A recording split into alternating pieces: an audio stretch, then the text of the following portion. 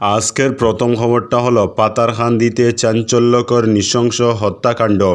ভাইয়ের হাতে খুন ছোট ভাই। পাতারকান্দি থানা অধীন মামবাড়ির এলাকার পার্শ্ববর্তী খুদাইলগাঁও গ্রামে সংঘটিত হয়েছে এক চাঞ্চল্যকর হত্যাকাণ্ড। বড় ভাইয়ের হাতে খুন হয়েছেন ছোট ভাই। নিহত ব্যক্তির নাম শরীফুদ্দিন, বয়স আনুমানিক ৩৮ বছর। অভিযুক্ত জয়নাল উদ্দিন ৪৫ বছর বয়সী। জানা যায় সোমবার রাত আনুমানিক ৮টার দিকে পারিবারিক আবাসে দুই ভাইয়ের মধ্যে তীব্র বাকবিতণ্ডা শুরু হয়।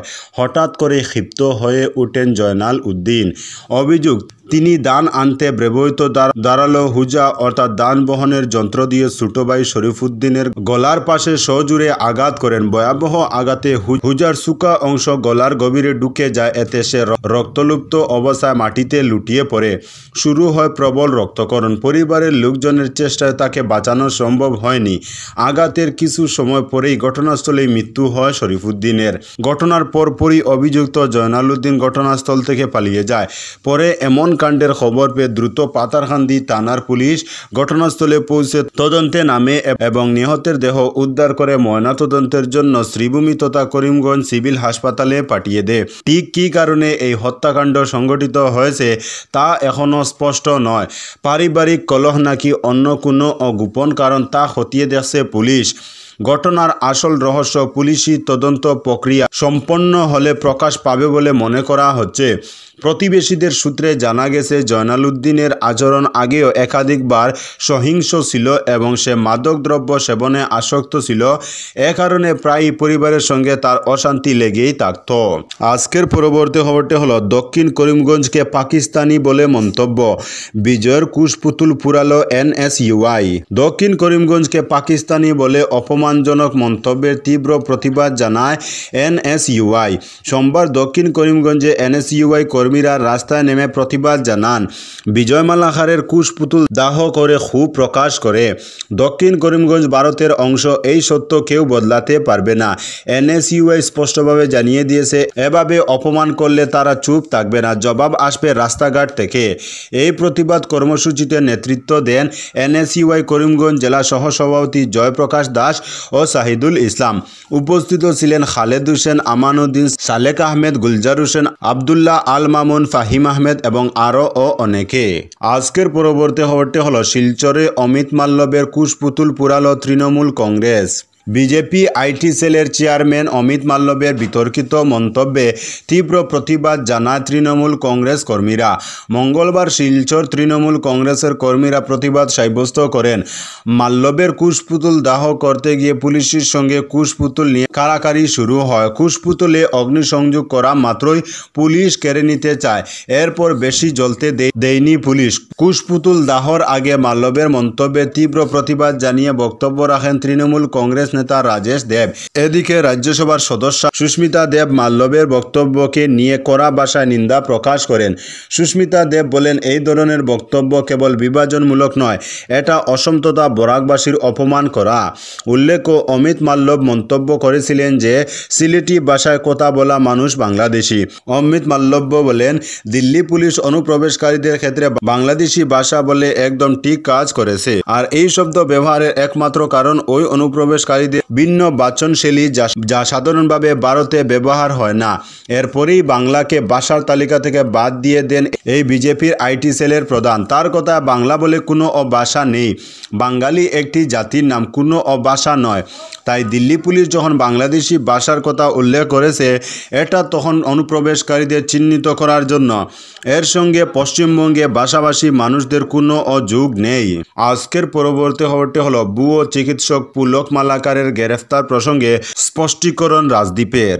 বেসরকারি চিকিৎসা প্রতিষ্ঠান শিবসুন্দরী নারী শিক্ষা আশ্রমে পুলক মালাকার নামের এক ভুয়ো চিকিৎসকের গ্রেফতার নিয়ে শহর জুড়ে তীব্র প্রতিক্রিয়ার সৃষ্টি হয়েছিল। বৈধ নথিপত্র ছাড়াই দীর্ঘদিন ধরে অস্ত্রোপচার সহ চিকিৎসা চালিয়ে আসছিল বলে পুলক মালাকারের বিরুদ্ধে অভিযোগ উত্থাপন হয়েছে।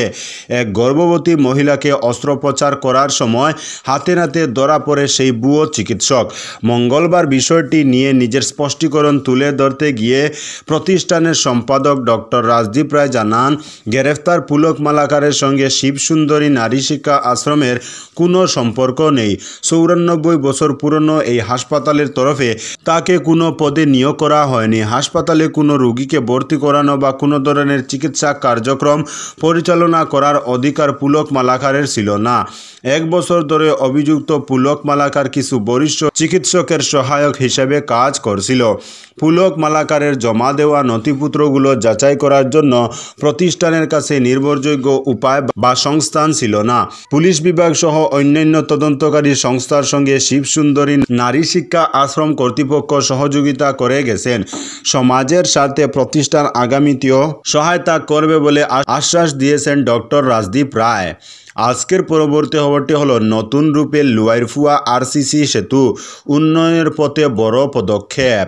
দীর্ঘদিনের অপেক্ষার অবসান ঘটিয়ে পাতারকান্দির বিধায়ক তথা মন্ত্রী কৃষ্ণেন্দু পালের উপস্থিতিতে মঙ্গলবার পুনরায় প্রাণ ফিরল লুয়াইরফুয়া লঙ্গাই নদীর উপর থাকা পাকা সেতুর।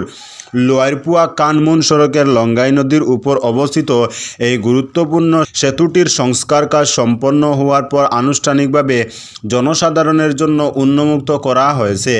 এর ফলে আবারও নির্বিঘ্নে চলাচল শুরু হবে পাতারকান্দি, কানমুন ও আশেপাশের বিস্তীর্ণ অঞ্চলের মানুষের। পাতারকান্দির বৃহত্তর এলাকার মানুষের পাশাপাশি পার্শ্ববর্তী রাজ্য মিজোরাম ও ত্রিপুরার মানুষের কাছে এই সেতুর গুরুত্ব অপরিসীম।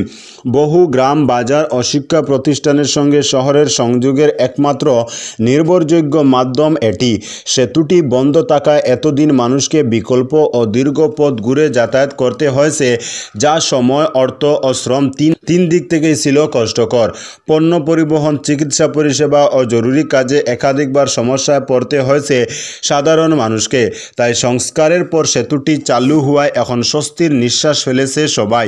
আজকের পরবর্তী খবরটি হলো 7 কোটির মাদকসহ 2 জোড়া দাম্পত্য ও এক যুবক আটক কাছার পুলিশের। পৃথক পৃথক অভিযানে 7 কোটি টাকার মাদকসহ 2 জোড়া দম্পতি ও এক যুবক আটক করল কাছার পুলিশ।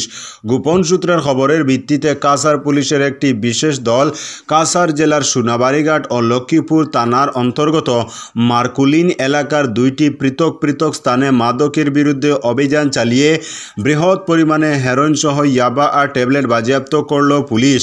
পাশাপাশি 5 পাচারকারীকে আটক করে পুলিশ।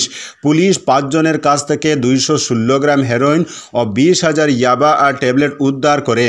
আটকরা হলো আয়েশা বেগম চৌধুরী, স্বামী জালাল আহমেদ চৌধুরী, রবিজুল আলী চৌধুরী ও তার স্ত্রী মুসলিমা বেগম মজুমদার। উদ্ধার হওয়া ইয়াবা আর ট্যাবলেট ও হেরোইনের বাজার মূল্য আনুমানিক 7 কোটি টাকা হবে বলে জানান senior police super Numal Mahato.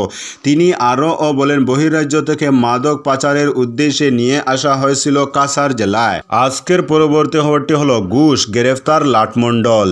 ফের ঘুষ কাণ্ড। ঘুষ নেওয়ার অভিযোগে আরও এক লটমন্ডল গ্রেফতার হলেন। ধৃত ব্যক্তির নাম হীরেন নাথ। তিনি ডিব্রুগড় জেলার মরান রাজস্ব সার্কেল অফিসারের জমি নিবন্ধন সহকারী। এক মহিলার কাছ থেকে ঘুষ নেওয়ার সময় দুর্নীতি দমন শাখার হাতে গ্রেফতার হন হীরেন নাথ। তো বন্ধুরা, আজকের জন্য এতটুকু। পরবর্তী কোনো নতুন ভিডিওতে দেখা হবে, তখন অবধি ধন্যবাদ।